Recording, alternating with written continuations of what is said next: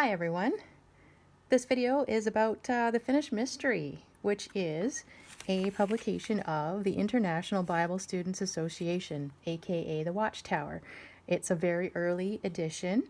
As I mentioned in my last video, it was published in 1917, and it is a very, very rare copy of the 308,000 edition. I have no idea what it's worth. I'd love to find out, but on the other hand, I have no intention of selling it because it is so cool. I just love having it, and I hope that I can share it with my Jehovah's Witness friends soon. So a couple things I wanted to point out, what makes it so interesting and such a rare find. There is a 1918 edition that you can actually find scanned online in its completion so that you can read everything and you can compare the pages, and there are mostly the same as this, but there are some very, very important changes which I'm going to get into in a little bit. So what I wanted to start with is that they claim, as you can see at the very bottom of page 5, the book may properly be said to be a posthumous publication of Pastor Russell. So there's a lot of quotes of other things in here, but it's a ton of different people. I don't know if it's really fair to say that this is by Russell, but that's what they claim in the book anyway. So, and some interesting comments also that I wanted to share about Russell and what they say about him here. As you can see on page 4, they call him the messenger to the Laodicean church, occupying the position of the Lord's special servant to give the household of faith meat in due season. So what they're saying here is that Charles Taze Russell was the faithful and discreet slave. That's what they mean by that wording. That's pretty clear to any Jehovah's Witness listening to this or reading it. The Watchtower has changed their teaching on that over time, as you may be aware or may not be aware. So originally, Pastor Russell was the faithful and discreet slave, which is actually them taking a parable and trying to turn it into a prophecy of a specific person. And then after that, they decided to change it, and I'm going to try and look that up. I have that in one of my other books as well, where they say, oh, no, it wasn't Russell. No, it's actually all of the 144,000 anointed Jehovah's Witnesses. And then eventually they changed that to the faithful and discreet slave being just the governing body, which is really convenient for a power structure. And it's quite an interesting change, and it's easy to do because you're talking about a parable, not a prophecy, but they're trying to make it into a prophecy. So interesting stuff that I wanted to share there. And one more little note I wanted to share about Pastor Russell is on page 256, and then we'll get into the really interesting stuff. But this is just an odd thing that I wanted to point out, and there's many, many more, and I'll put some links below. So according to the Finished Mystery, but in steadfast belief that his works do follow him, we hold that he, and that's Pastor Russell, supervises by the Lord's arrangement the work yet to be done. So somehow, from beyond the grave, Pastor Russell is supervising still. How is that even possible? Does that work with current Watchtower teaching? What happened to him? How did that even happen?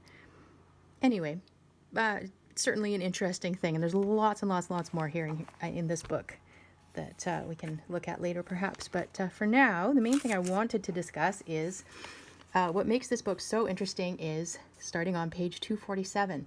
This is the original page 247 and following pages. There's about 10 of them in here that got Judge Rutherford and a number of other Watchtower members imprisoned for sedition.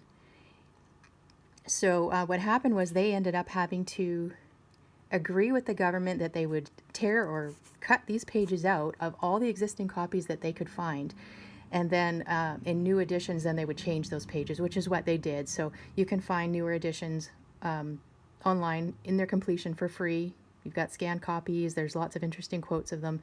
And I'll link again below, so you can see more of that. And those books are actually very, very close to this. They didn't make a lot of changes, but there are certain ones that are quite interesting. They added some pictures and graphs and things, and just kind of generalized their statements about the war so that it wasn't considered illegal anymore. So this is, we know that Jehovah's Witnesses are pacifists, and that's fine. There's lots of Christians that are pacifists. It's something we can discuss, and, they have lots of interesting points, and that's fine. So that's not really what I consider all that controversial, but this was, you have to remember, it was published in World War I, and so when you're speaking specifically in detail about the countries of World War I, and you're giving all kinds of facts and numbers and things like that, and you're calling it of the devil, and there's just some really wild stuff that they say in here, as you can probably see. Hopefully this is close enough that you can read it. They've just got some very interesting things that you can only imagine in that time and what they're going through in the middle of a world war, that these kinds of comments are being said.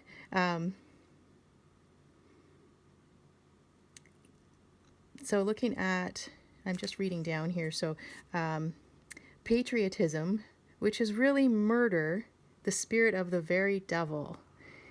And then further down, there's more along those lines as well. So it's pretty serious, and you can imagine that would get people pretty stirred up. And in a time of war, that's serious. That can cause serious problems. So hard for us to relate to in our day and age in the West. We don't have that kind of issue currently. So yeah, there's lots here you can see, and I'm going to share all these pages at the end of the video as well, so you can pause and read through them for yourself and see how interesting it's wild. And I don't totally disagree with everything they say here, but it's a lot of detail and very specific stuff. And so I wanted to share this. Yeah, militarism is another evil, virulent and devastating disease, and and they're talking specifically about Germany and England and the United States and other countries as well. So I wanted to share that because these pages, I can't find them online anywhere. There's so much else available, but these specific pages, they were torn out, and then the new copies were sent out. So the vast majority of people, you can't find them. People even have a book this old. As you can see, this book it's seen better days. It's got binding issues, and this is what happens when you have a book that's over 100 years and it's been read a lot and used, and this is what happens to them. So pretty neat find. I'm excited to have it in my library. I have some Jehovah's Witness friends that I really hope I can show them. I don't know if they would be willing to look at it because it's almost considered apostate material because it's so old, and they call it old light. But this is the foundation of their religion. And I know it created a schism when this book came out because it was after Pastor Russell died and Rutherford kind of took over. So there was a whole splitting, and so there are actually splinter groups of the Jehovah's Witnesses that still exist today. And so if they tell you that they're all completely united and everything, that's not actually true. They have their own denominations that they fight amongst each other. So interesting stuff. And I hope you found this interesting as I do. And if you have any questions, comment below. Or if you have any comments, or if you know anything more about Rutherford's arrest, or how that all went down, and what the changes look like, and anything that maybe I haven't said here, feel free to share below. Or if you have more questions, if there's more pages you want to see copies of, anything like that, I would be more than happy to share, because this is a really neat find, and I hope that lots of people can benefit from them. And if you're a Christian, I do recommend that you check some of these things out. You don't have to know everything about the Jehovah's Witnesses. You don't need to be intimidated by all their proof texting training and everything. The main thing is that you share the gospel with them, because that's what they need to hear. They're going door to door talking about the Bible, and they don't know the gospel. They haven't heard it, but they do need to hear it. And you have the opportunity, even if it's just a quick conversation, you can just give them a little something, talk with them, be kind with them. A lot of them are not happy about having to go door to door, but that's what they're doing because they are proving their loyalty to the Watchtower. So pray for them and take the opportunity to share with them whenever you can, and make them feel welcome, because, they are people in need of salvation. They need the Lord, and you're right there available with the Lord. You can share him with them. And if you are a witness and you're just waking up, or you're just starting to question things, I really encourage you to keep looking around and researching for yourself. There's some good websites out there like jwfacts.com, and JW Survey is another good one. And there's quite a few out there, and I'll share some links also to some helpful resources for learning about the Bible without the Watchtower's framework over top of it.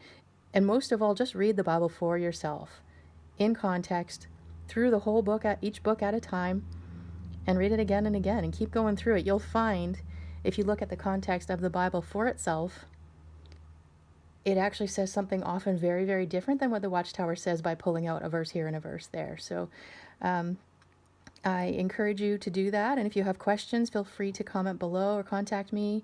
And, I pray that you will come to know freedom in the Lord Jesus, because his finished work is the source of my salvation. It can be the source of your salvation. Your works will never accomplish that, and the governing body cannot accomplish that for you either. So I pray that you will turn to Christ and surrender to him. Thank you for watching.